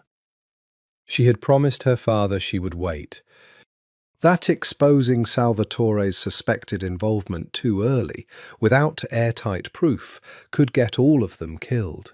Could get Raphael killed specifically, the moment Salvatore realized his carefully constructed puppet was no longer blind to the strings. But lying here beside him, listening to him voice suspicions that edged closer to the truth than he realized, Serena felt the weight of her own silence becoming its own kind of betrayal. A mirror, uncomfortably, of the very lie that had nearly destroyed what they'd built together weeks earlier. "Raphael," she said carefully, "if you learned something terrible about your uncle, something that changed everything you thought you understood about why you're here, about who's really responsible for your brother's death, what would you do?" Raphael turned to look at her, something wary sharpening in his expression at the specific weight of the question. "Why do you ask that?" Serena hesitated, torn between her promise to her father and the growing, unbearable certainty that Raphael deserved to know the truth before it was too late to act on it safely. "Because I think," she said slowly, "that you should prepare yourself for the possibility that the man you've been trusting most in this entire nightmare might be the very person who orchestrated it." The waves moved against the shore in the silence that followed, and Raphael felt something cold and certain settle into his chest. The first true crack in the foundation Salvatore had spent months carefully building beneath him. The attack came 4 days later, during a routine visit to the Conti family's Palermo offices, and it happened so fast that Raphael would spend weeks afterward reconstructing the sequence of events from fragments, unable to fully piece together the geometry of violence that nearly ended his life. They'd gone to finalize the marriage contract's financial provisions, a formality, Salvatore had assured him, nothing that required more than an hour of Raphael's time.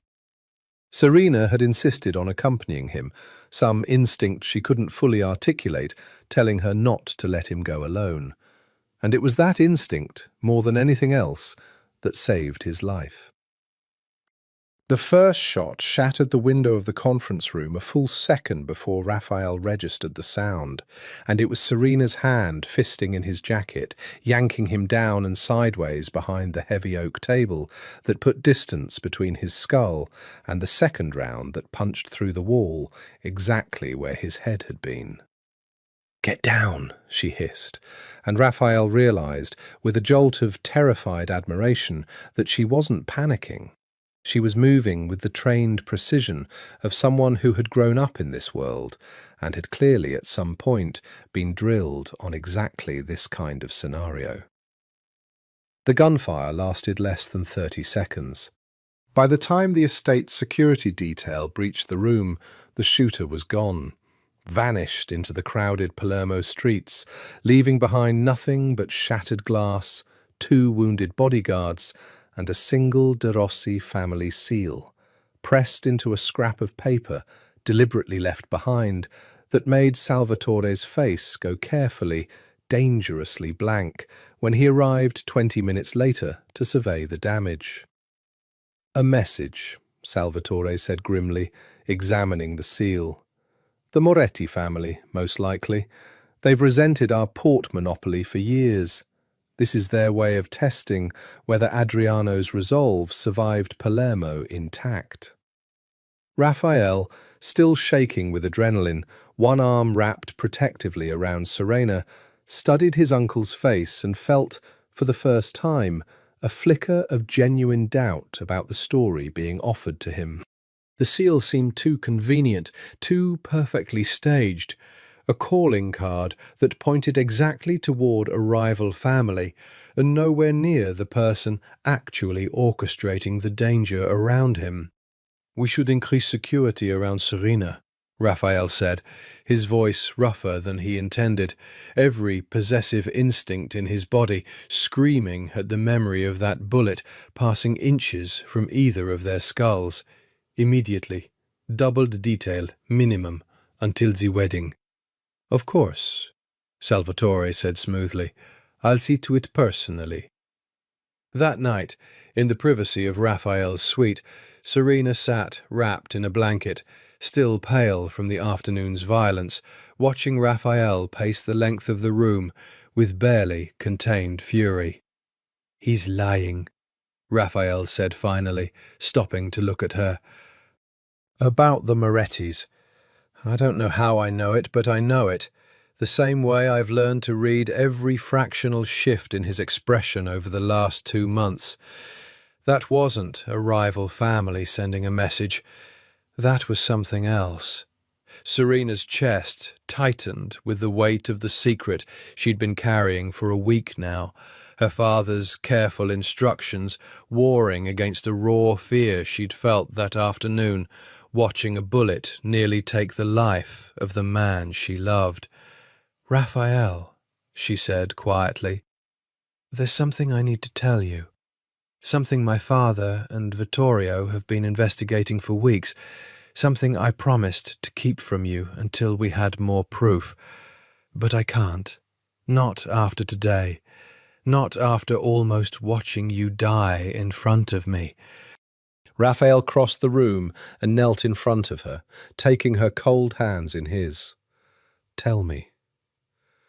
"We think Salvatore killed Adriano," Serena said, and watched the colour drain entirely from Raphael's face. "We think he's been systematically removing anyone in this family capable of threatening his control, possibly including Vittorio's father 6 years ago. We think today's attack wasn't a rival family testing your resolve at all." Her voice dropped, barely a whisper, the full horror of the conclusion settling over both of them like a shroud. "We think it might have been Salvatore himself, testing whether you'd survive long enough to remain useful. Or perhaps deciding, now that you're beginning to ask the wrong questions, whether it's time to remove you the same way he removed your brother." Raphael didn't sleep that night. He sat awake in the dark long after Serena finally drifted into exhausted, fitful rest beside him, replaying every interaction with Salvatore over the past 2 months, through the terrible new lens Serena had handed him, and watching, with a sick, sinking clarity, how perfectly every piece now fit into a shape he'd been too grateful, too desperate for family, too blind to see before. The convenient timing of Salvatore's search already underway before Adriano's death. The 8 months of investigation Salvatore claimed had located Raphael. Investigation that would have needed to begin, Raphael now realized with horror, well before any credible threat against Adriano's life had emerged. The way Salvatore had discouraged, again and again with careful, patient redirection, any of Raphael's attempts to learn more about the specific circumstances of his brother's assassination. Try not to fall in love with her. It would complicate things terribly. The words Salvatore had spoken that first night in the compound returned to Raphael now, with new and terrible weight.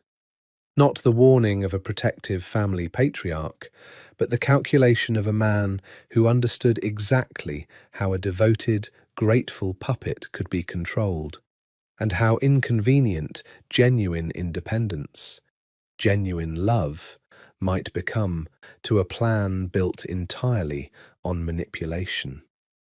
He met Vittorio the next morning in a small chapel on the edge of the estate grounds, where Vittorio had arranged the meeting precisely because it was one of the few places on the property Salvatore's surveillance network didn't extend. "I need to see everything you have," Raphael said without preamble. "All of it. I need to understand exactly what he did to my brother and exactly what he's planning to do to me." Vittorio studied him for a long moment, assessing, Raphael understood, whether the man in front of him was still the pliable puppet Salvatore had constructed, or something else entirely, something dangerous now that the blindfold had finally come off. "Corrado," Vittorio said finally, "the man who pulled the trigger in Palermo. I've spent 3 weeks tracking his movements, his finances. 2 days before Adriano died, a payment moved through one of Salvatore's shell accounts directly into an account belonging to Corrado's sister. Payment for services never itemized, never explained, timed precisely to coincide with the assassination. He produced a folder, sliding it across the pew between them. And this, bank records showing Salvatore accessed the family's shipping accounts for years, skimming amounts small enough not to trigger scrutiny individually, but totaling, over a decade, more than $40 million. Adriano discovered irregularities in those same accounts 6 months before his death. He'd requested an independent audit. Salvatore blocked it twice, citing security concerns about outside auditors accessing sensitive information. Raphael's hands were shaking as he turned the pages, the full architecture of his uncle's betrayal laying itself out in cold financial records and shipping manifests. He killed his own nephew, Raphael said quietly, because Adriano was about to discover he'd been stealing from the family for a decade. And then he found me, kept me in reserve in case he ever needed someone easier to control. "There's more," Vittorio said, and something in his voice made Raphael's stomach drop further. "My father died 6 years ago. Car accident, they told me. Brakes failed on a mountain road he'd driven 1,000 times before. He'd been Adriano's father's most trusted advisor. He'd started questioning some of the same financial irregularities Adriano eventually noticed years earlier. I never made the connection until now, watching the pattern repeat itself. Anyone who gets too close to Salvatore's books, Raphael, doesn't survive long enough to expose them." Raphael closed the folder, his jaw tight with a fury that felt entirely foreign to the grateful, careful man he'd been forcing himself to become for 2 months. "Today," he said. "The shooting today. You think that was him too?" "I think," Vittorio said carefully, "that Salvatore may have realized you're beginning to think for yourself instead of simply performing the role he built for you.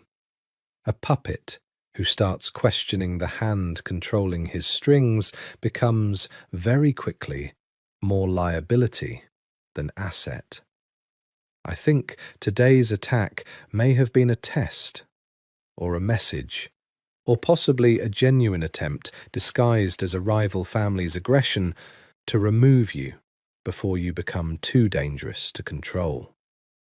Outside the chapel, the Sicilian morning moved on in golden, indifferent light, entirely unaware that inside its cool stone walls, the truth had finally, fully surfaced, and that a man who had spent 2 months believing his uncle was the one person protecting him through an impossible nightmare now understood, with total and devastating clarity, that Salvatore de Rossi had been the architect of every piece of that nightmare from the very beginning.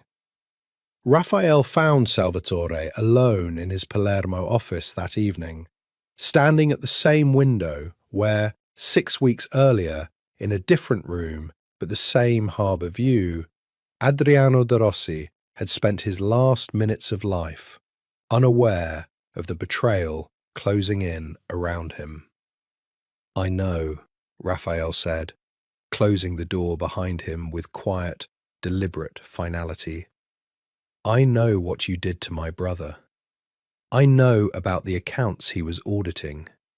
I know about Corrado and the payment that moved through your shell company 2 days before Adriano died.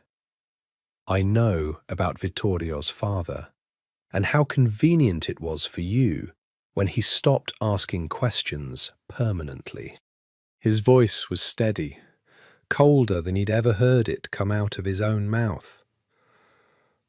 "I know I'm not your family, Salvatore. I'm your insurance policy. a puppet you built specifically because you'd already killed the version of me who might have actually threatened you. For a long moment, Salvatore didn't turn from the window.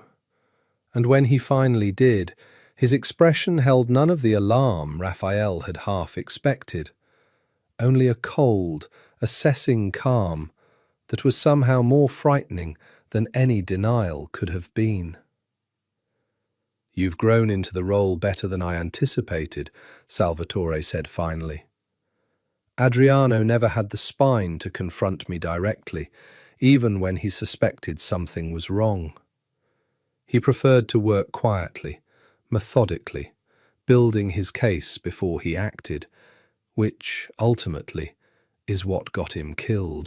He gave me too much time." He studied Raphael with something almost like approval. "You, apparently, prefer confrontation. Interesting. I wonder where that comes from. Certainly not from me, and certainly not, I suspect, from whatever life you led in New Orleans before I found you." "You murdered your own nephew," Raphael said, fury bleeding into his voice despite his effort to control it. "You had him killed because he was about to discover you'd been stealing from this family for a decade. And then you found me. You found the one person who could replace him without ever suspecting the truth. And you used me. Used my grief, my gratitude, my desperation for a family I never had to build yourself a puppet you thought would never look too closely at the hand pulling his strings." "And yet here you are," Salvatore said, unmoved, looking very closely indeed. He moved to his desk, unhurried, and poured himself a measure of scotch with the steady hand of a man entirely unafraid of the confrontation unfolding in front of him. "Let me ask you something, Raphael, before this conversation goes somewhere neither of us can walk back from. What exactly do you intend to do with this knowledge? Confess to Serena's father that his daughter is marrying a fraud orchestrated by a murderer? Go to the authorities and explain to them that you've been impersonating a dead man for 2 months in a criminal organization responsible for enough bodies to fill a cemetery? Run, perhaps, and abandon the woman you claim to love to the very dangers I've been protecting both of you from since the day I found you." "You're not protecting anyone," Raphael snapped. "You're controlling everyone. There's a difference, Salvatore, even if you've spent so long confusing the two that you've forgotten it." Salvatore's expression finally shifted. Something colder, more dangerous, surfacing beneath the calm. "Careful," he said quietly. "I have been remarkably patient with you, Raphael, because I genuinely believed, still believe, in fact, that we could build something valuable together. I gave you a life beyond anything New Orleans could have offered you. I gave you Serena, a woman who, whatever else you believe about my methods, genuinely loves you now, entirely independent of my interference." His voice hardened further. "Do not mistake my patience for weakness. I removed Adriano because he became a liability. I removed Vittorio's father for the same reason years ago. I would be remarkably foolish, having built this entire elaborate arrangement specifically to secure my position, to hesitate now simply because the current arrangement happens to be wearing a face I find useful to keep alive." The threat hung in the air between them, unmistakable, and Raphael understood with total clarity that he was standing in a room with a man who had already proven twice over that he would kill anyone, blood, nephew, trusted advisor, who threatened his control of the empire he'd spent decades quietly stealing from the inside. If anything happens to Serena, Raphael said, his voice dropping to something low and lethal that surprised even him. If anything happens to Vittorio, if anything happens to me before I've had the chance to expose everything you've done, you should understand, Salvatore, that I've already made arrangements. Copies of everything Vittorio compiled exist outside this family's control now, with instructions to release them to every rival family, every law enforcement contact, every journalist who'd salivate over a story this large the moment something happens to any of us. It was a bluff, barely begun, hastily assembled in the hours since he'd left the chapel, but Raphael delivered it with a conviction that made Salvatore's eyes narrow with genuine, calculating concern for the first time in the conversation. You built yourself a puppet you thought would never question the strings, Salvatore. Congratulations. You were wrong. He turned and left the office without waiting for a response, his heart hammering, fully aware that he had just declared war on the most dangerous man he had ever met, and equally aware that there was no path forward now except through whatever violence Salvatore chose to answer that declaration with. Salvatore did not respond with immediate violence, which frightened Raphael more than an outright attack would have. Instead, the days that followed took on a taut, deceptive calm. Wedding preparations continuing exactly as scheduled, Salvatore's public demeanour unchanged, warm and paternal in front of the Conti family and the wider network of allies who had no idea what truth had surfaced beneath the surface of the union they were celebrating. He's planning something, Vittorio said, meeting Raphael and Serena in the same chapel 3 days later, his expression grim. I've confirmed it. He's moved significant funds through offshore accounts in the last 72 hours, the kind of movement that precedes either an escape or an elimination, possibly both. I think he's preparing a contingency in case his position becomes unrecoverable. Meaning he's planning to kill us and disappear, Serena said flatly. If he decides that's cleaner than continuing to manage the situation. Meaning we need to move faster than he expects, Raphael said. Vittorio, the evidence, all of it. Who else can we bring it to that Salvatore doesn't already control? Vittorio considered the question carefully. There's an underboss in New York, Silvio Greco, who's been quietly opposed to Salvatore's growing influence for years. Old grudges mostly, about territory disputes going back to their father's generation. If we bring him proof that Salvatore orchestrated Adriano's death and has been embezzling from the family for a decade, he'll have every incentive to move against Salvatore before Salvatore consolidates further power through this marriage. He hesitated. But it's a gamble. If Greco decides the evidence isn't strong enough to risk moving against Salvatore directly, he could just as easily sell us out, hand the information back to Salvatore in exchange for whatever concessions he can extract. We don't have a safer option, Serena said. My father agrees.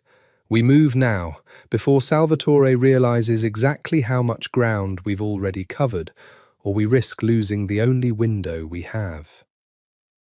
The meeting with Silvio Greco took place 2 nights later, in a private room above a restaurant in Little Italy that had been serving as neutral ground for underworld negotiations for 3 generations.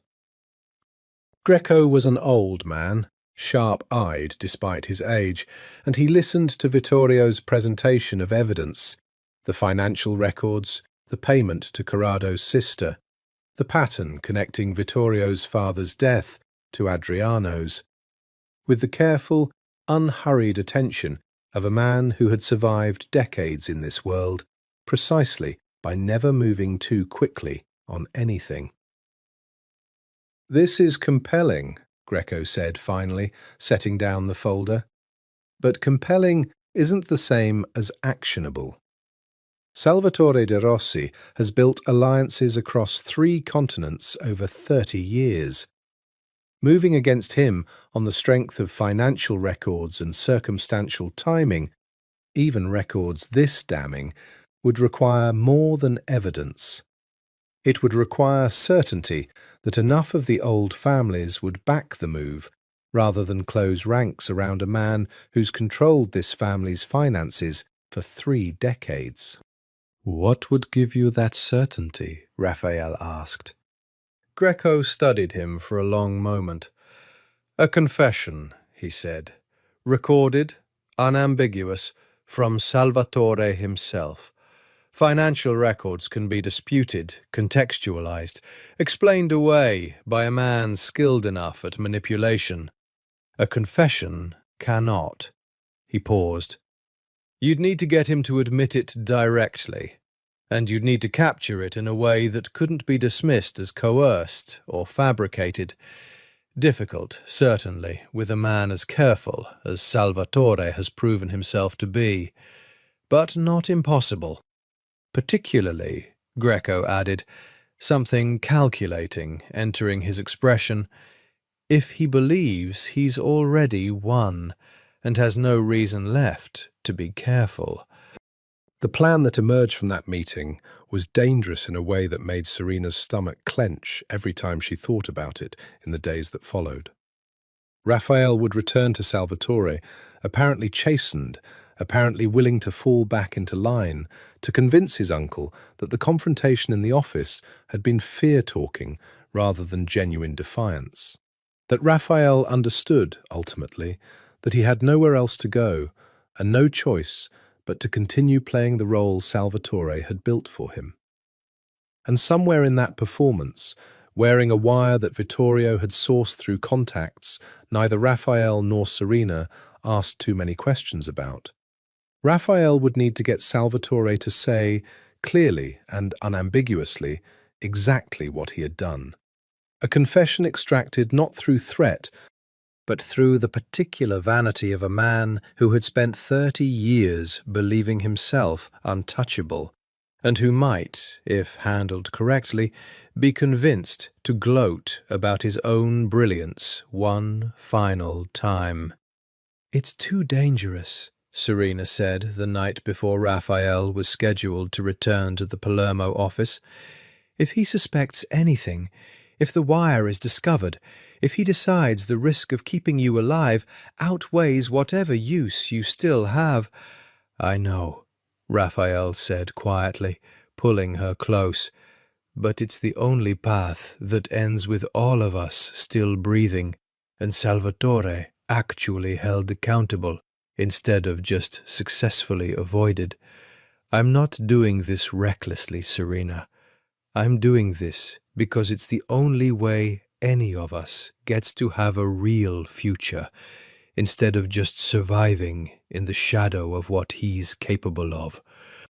Serena held him tightly, fear and love tangled inseparably in her chest, and said nothing more, because there was nothing left to say, except the silent prayer that the man she loved would walk out of that office alive one more time.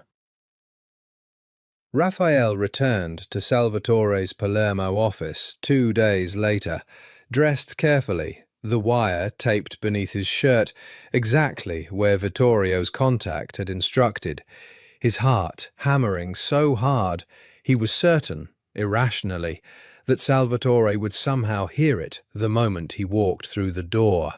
"I've thought about what you said," Raphael began, letting his voice carry the careful, defeated exhaustion of a man who'd spent days confronting the reality of his own powerlessness. "About what happens if I try to expose you. About Serena, about Vittorio, about everyone who'd suffer if this all came apart." He met Salvatore's eyes, forcing every ounce of performance he'd learned over 2 months of impersonating a dead man into this single, crucial scene. "You're right. I have nowhere else to go. I have no life left outside of this one. the one you built for me. If I destroy this, I destroy everything, including whatever future I might have with Serena. I don't have a choice but to accept what you did and move forward." Salvatore studied him for a long moment, something satisfied moving behind his careful eyes. The particular satisfaction, Raphael understood with disgust, of a man who believed he had successfully broken another human being into permanent, useful submission. "I'm glad you've come to see reason," Salvatore said, gesturing for Raphael to sit. "It's a difficult thing, understanding your own powerlessness. But there's freedom in it too, Raphael, once you stop fighting the reality of your position. Adriano never understood that. He kept fighting, kept investigating, right up until the moment it killed him."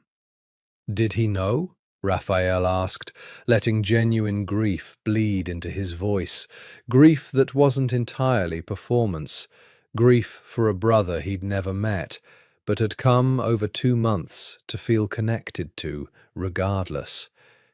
"In the end, did he know it was you?" Something almost fond moved across Salvatore's face, the particular fondness of a man recalling a memory he was proud of. "He did," Salvatore said. "The last thing he said to my men before they finished him was that he knew the betrayal had come from inside his own blood." Rather poetic, actually, for a man who spent his whole life believing family loyalty was an unbreakable wall. "It's a lesson I'd hoped you'd learn faster than he did, that loyalty is a tool, Raphael, not a virtue. I built this family's fortune from nothing more than my own intelligence and the willingness to do what needed doing, while my brother, Adriano's father, coasted on inherited privilege and called it leadership. When he died, I should have inherited everything outright. Instead, the old rules of blood succession handed his empire to his son, a boy who'd done nothing to earn it beyond being born correctly." His voice had taken on the particular heat of old, carefully nursed resentment. "I built this empire's actual wealth for 30 years, in the shadows, while men with softer hands and better bloodlines took the credit. Adriano was going to inherit 30 years of my work the moment he married Serena Conti and consolidated the alliance I engineered.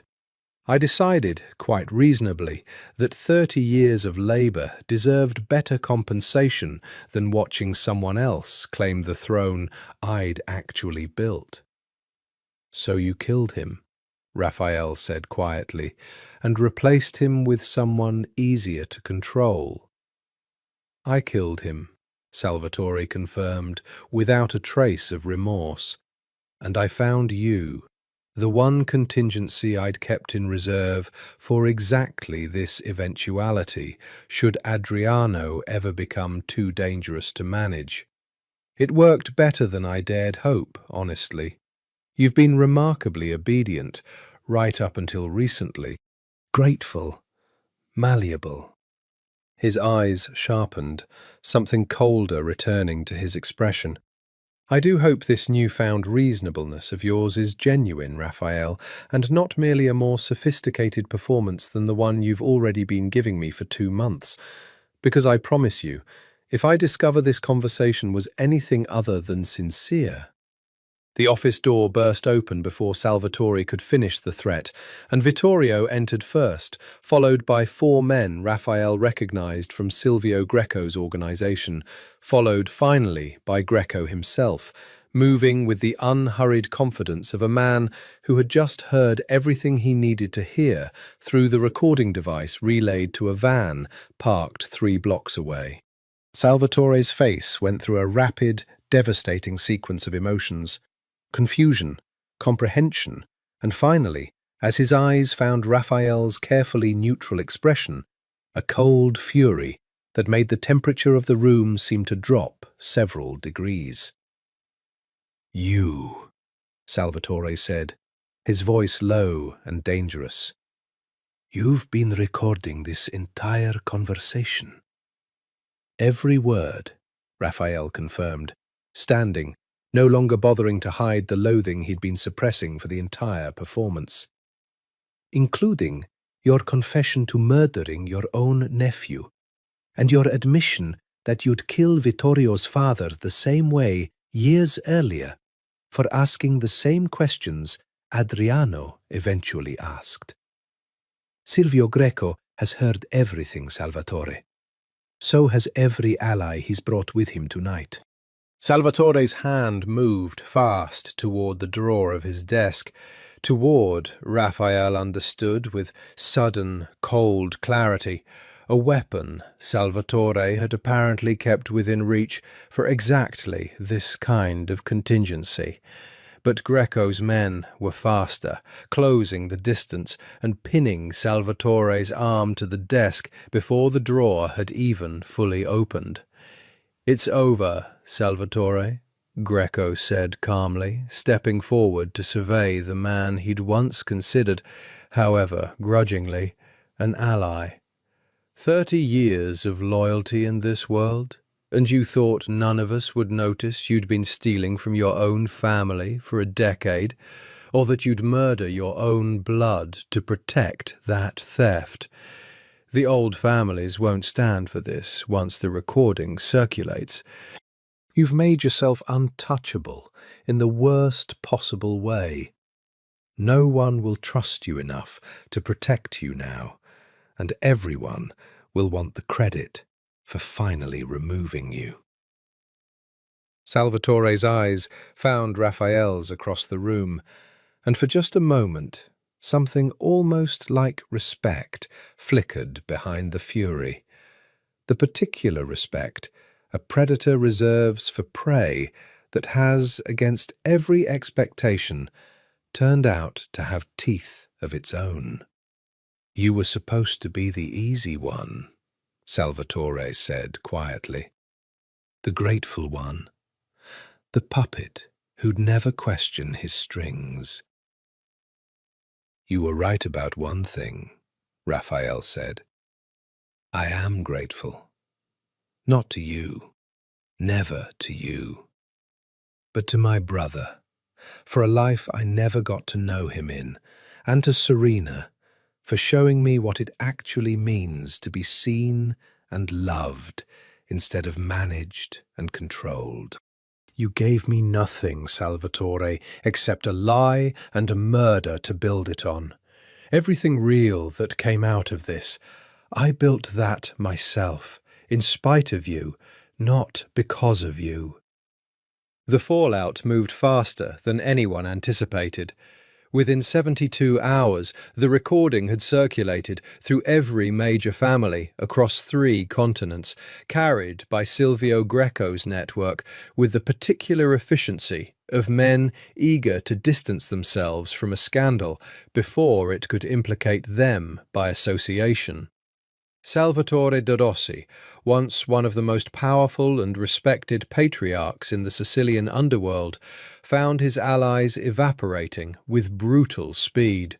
No one willing to be seen defending a man who had murdered his own nephew and stolen from his own family for a decade. Not when doing so risked their own standing in a world built entirely on the fiction of honor among thieves. He was found dead in a safe house outside Catania 6 days after the confrontation in his office. Not by any official justice, but by the particular unforgiving justice of a world that had decided collectively and swiftly that a man who had broken its rules so thoroughly no longer deserved its protection. Raphael never learned exactly who had given the order, and some part of him, uncomfortable as it made him, understood that he probably didn't want to know. He felt in the days that followed a strange and complicated grief, not for Salvatore, who deserved none of it, but for the brother he'd never known, murdered by the very man who should have protected him, and for the 6 months of manufactured gratitude Raphael had felt toward his uncle before understanding the true, monstrous architecture beneath it. "You did the right thing," Serena told him, finding him alone on the terrace where they'd first admitted their feelings for each other months earlier, staring out at a sea that had witnessed the beginning and now the aftermath of everything that had happened between them. Exposing him, it wasn't just justice for Adriano and Vittorio's father. It was justice for everyone Salvatore would have hurt eventually if he'd been allowed to keep consolidating power unchecked. "I know," Raphael said quietly. "I just keep thinking about how easily I trusted him, how grateful I was for months to a man who murdered my own brother to make room for me. What does that say about me, Serena? That I was so desperate for family, for belonging, that I didn't see it?" Serena took his hand, lacing her fingers through his, with the quiet certainty that had, over the past several months, become the single most stabilizing force in Raphael's entirely upended life.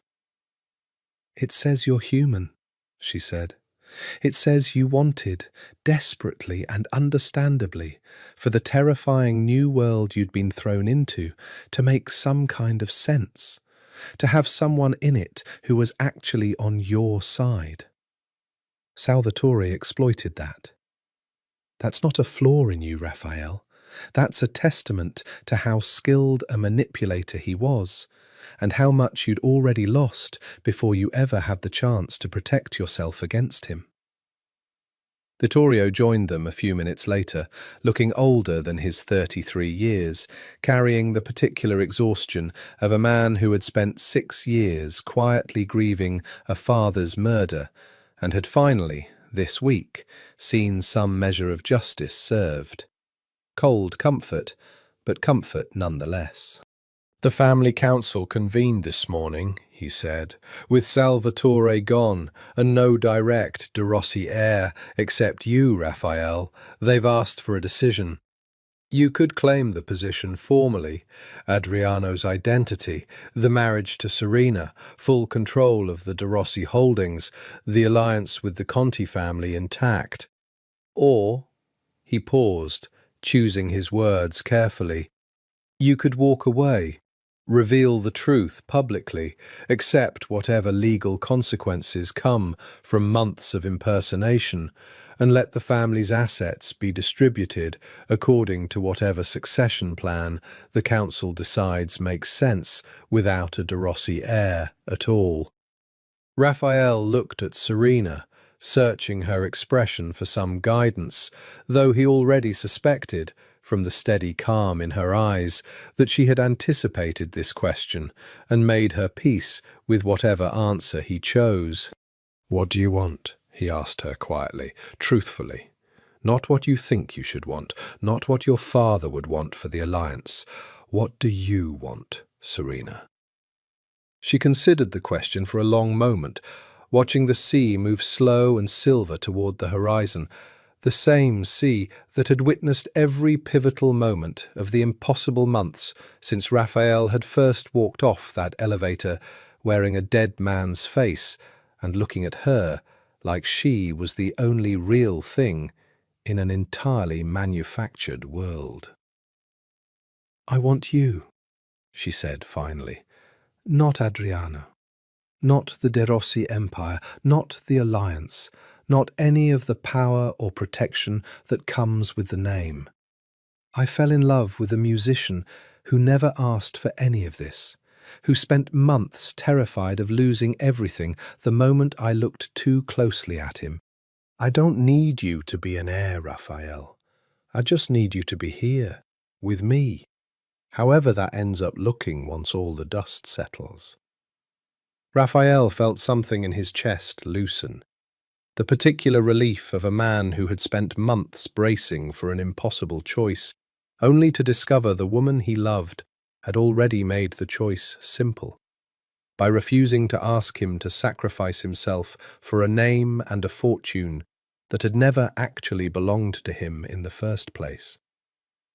"Then I know what I want to do," Raphael said, and for the first time in months, the decision felt entirely, uncomplicatedly his own. The wedding, when it finally happened 3 months later, looked nothing like the elaborate political merger that had originally been planned. Raphael had told the truth publicly, carefully, strategically, with legal counsel Matteo Conti had insisted on providing, framing the impersonation not as fraud, but as a desperate, coerced act undertaken to prevent exactly the kind of violent power vacuum that had ultimately claimed Salvatore's life anyway. The legal consequences had been serious but survivable, a period of intense scrutiny, a formal separation from any claim to the De Rossi criminal enterprise, a public reckoning that had, paradoxically, made Raphael more trusted among the old families than Adriano's careful, guarded persona ever had been. A man who told the truth about an impossible situation, it turned out, earned more respect in that world than a man who had spent his whole life performing an inherited role flawlessly. The De Rossi holdings had been restructured under new leadership, legitimate business interests separated, finally and permanently, from the criminal enterprise Salvatore had spent decades building. A slow but genuine transition towards something closer to the ordinary life Raphael had once believed was lost to him forever. Vittorio, respected now for his role in exposing his uncle's crimes, had taken a leadership position in what remained of the legitimate operations, insisting Raphael and Serena be permitted to build a life outside the underworld entirely if that was what they wanted. And it was. They were married on the same terrace where Raphael had first admitted his feelings, overlooking the same sea that had witnessed everything. No crystal chandeliers, no calculated political alliance dressed as celebration, just close family and the particular joy of two people who had found each other through impossible, terrible circumstances and chosen, deliberately, to stay. Coco flew in from New Orleans for the ceremony, crying through most of it, gripping Raphael's hand afterward with fierce, disbelieving pride. "I always knew there was something different about you," she told him, dabbing at her eyes. "Never figured it'd turn out to be a whole secret twin brother and an Italian crime family. But I always knew you were meant for something bigger than that little apartment above the po' boy shop." Raphael laughed, real and unguarded, in a way that felt, finally, entirely his own. "I think I've had enough something bigger for one lifetime, Coco. I'm hoping for something quieter from here on out." Serena found him later that evening, away from the reception, standing at the edge of the terrace with a guitar in his hands, the same one Coco had brought with her, without being asked, understanding better than anyone what her boy actually needed for this particular celebration.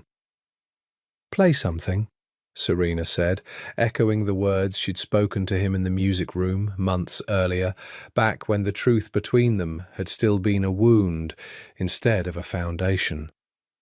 This time, Raphael didn't hesitate.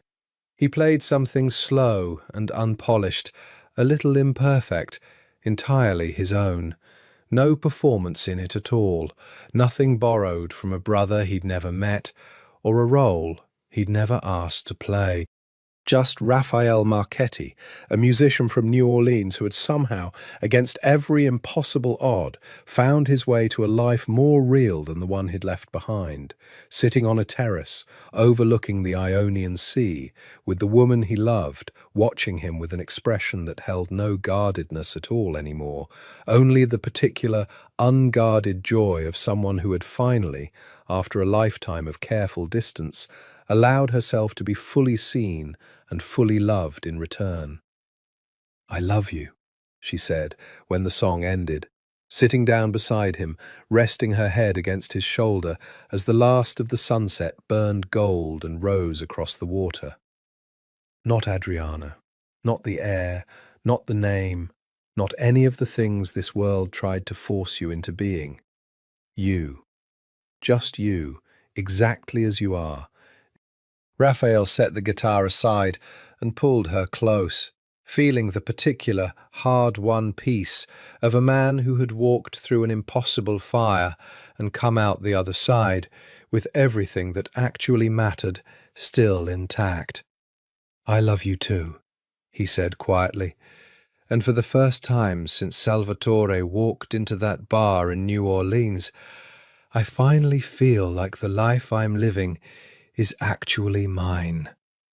Behind them, the wedding reception continued, laughter and music drifting across the terrace, a family rebuilding itself from the wreckage of one man's ambition into something that finally, tentatively, resembled the kind of home neither of them had ever quite believed they deserved. Ahead of them, the sea moved dark and endless toward a horizon neither could fully see, uncertain in the way all real futures are uncertain. But theirs, chosen freely, built on truth instead of lies, belonging to no one and nothing except the two people who had found each other by impossible accident and refused, against every danger stacked against them, to let go. It was not the ending either of them had expected when a dead man's face first walked into a stranger's life and asked her to love a lie. But it was, they both understood, sitting together in the fading light, exactly the ending they had chosen for themselves, real, imperfect, and entirely, finally, their own.